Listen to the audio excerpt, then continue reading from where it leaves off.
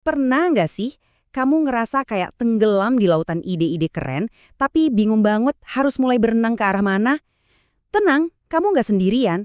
Dalam beberapa menit ke depan, kita bakal ubah semua kekacauan ide itu jadi sebuah rencana aksi yang super jelas.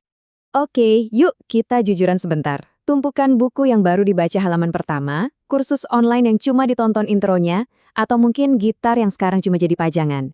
Kita semua punya kuburan proyek itu, dan rasanya tuh, bikin frustrasi dan kadang sedikit ngedown kan?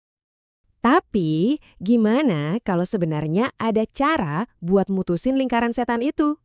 Coba bayangin deh, kamu beneran bisa namatin kursus online itu, atau akhirnya bisa mainin satu lagu pakai gitar yang udah lama berdebu. Nah, itulah tujuan kita bareng-bareng. Ini bukan sihir, ini adalah soal sistem. Ini dia nih, game plan kita menuju kemenangan. Ada 5 langkah jitu yang bakal mengubah total cara kamu ngelihat proyek-proyek pribadi selamanya. Kita akan beralih dari yang tadinya bingung, jadi punya fokus yang setajam silet. Oke, kita mulai dari yang paling dasar, fondasinya. Sebelum kita pusing mikirin apa yang harus dikerjain, kita wajib jawab dulu mengapa proyek ini penting banget buat kita. Anggap aja mengapa ini bahan bakar roket kamu. Tanpa ini, proyek sekeren apapun gak bakal bisa terbang. Jadi intinya tuh gini, proyek yang paling mungkin berhasil adalah proyek yang nyambung banget sama diri kamu. Apakah proyek ini bikin kamu senyum-senyum sendiri pas ngerjainnya? Atau ini batu loncatan buat dapat skill baru yang kamu idam-idamkan?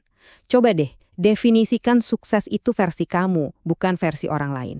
Inilah kompas batin kamu. Nah, coba deh perhatiin pertanyaan ini baik-baik.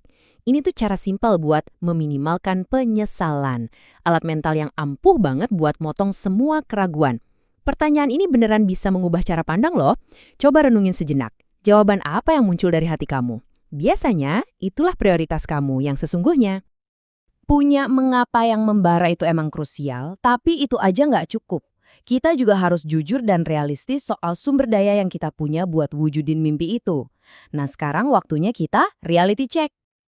Ini nih sebuah pencerahan. Buat proyek pribadi, energi itu jauh lebih berharga daripada waktu. Coba pikirin deh, energi kamu itu kayak baterai HP. Ada aplikasi yang boros banget, ada yang hemat. Ada energi buat nulis kreatif di pagi hari, dan ada energi buat ngerjain tugas-tugas enteng di sore hari. Kuncinya adalah nyocokin tugas yang pas dengan level dan jenis energi kamu saat itu. Oke, mengapanya udah jelas, sumber daya udah kita petakan. Sekarang, saatnya kita jadi seorang pematung. Kita bakal memahat bongkahan besar ide-ide kita, buang semua yang nggak perlu, sampai kelihatan mahakarya yang tersembunyi di dalamnya. Nah, ini aturan emasnya. Batasi diri kamu untuk ngerjain maksimal 2-3 proyek pribadi aja dalam satu waktu. Kenapa? Karena otak kita tuh pada dasarnya nggak jago multitasking. Justru, dengan membatasi pilihan, kita membebaskan pikiran kita untuk fokus lebih dalam dan benar-benar nyelesain sesuatu. Biar gampang milihnya, matriks ini ngebantu banget.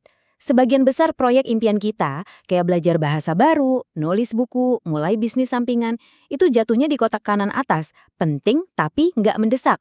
Tugas kita adalah dengan sadar menjadwalkan waktu buat aktivitas ini dan melindunginya dari serbuan hal-hal mendesak yang seringnya nggak penting.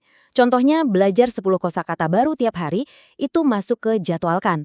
Kalau balasin email teman yang nggak penting-penting amat, itu minimalkan. Milih proyek yang tepat itu baru setengah perjalanan. Sekarang kita ngomongin gimana cara menangnya. Kemenangan itu diraih bukan dengan satu ledakan besar, tapi dengan langkah-langkah kecil yang konsisten. Coba camkan ini baik-baik. Pikirin deh, konsistensi itu kayak tetesan air yang pelan-pelan tapi pasti bisa ngelubangin batu. Mungkin nggak kelihatan dramatis setiap hari, tapi lama-lama dampaknya luar biasa. 15 menit yang fokus setiap hari itu jauh lebih dahsyat daripada niat 2 jam di akhir pekan yang akhirnya nggak pernah kejadian.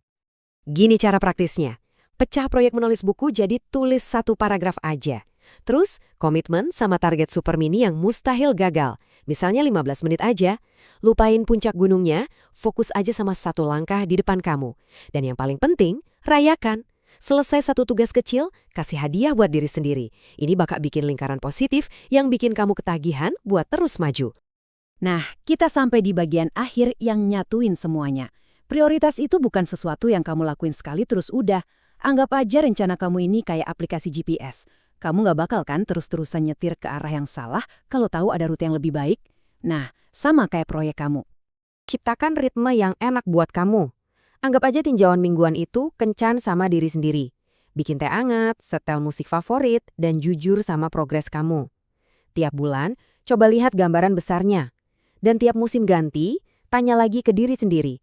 Proyek ini masih nyambung nggak ya sama tujuan besar dan musim kehidupan aku sekarang? Terus gimana nasib ide-ide cemerlang lainnya? Simpan aja di bank ide atau daftar suatu hari mungkin. Ini semacam izin resmi buat kamu untuk melepaskan ide itu untuk sementara. Ini ngebebasin kamu dari beban mental buat ngerjain semuanya sekarang. Dan ngasih ruang buat napas dan fokus sama apa yang benar-benar penting hari ini. Jadi, sekarang kamu udah punya petanya, kompasnya, sama bahan bakarnya. Pertanyaannya bukan lagi apa ya yang harus aku lakuin, tapi lebih ke dari beberapa hal penting ini, mana satu hal yang bakal aku pilih untuk aku kasih perhatian, aku rawat, dan aku tumbuhkan. Kamu sekarang punya semua alat yang kamu butuhkan. Jadi, tunggu apa lagi? Ambil langkah pertama, sekecil apapun itu.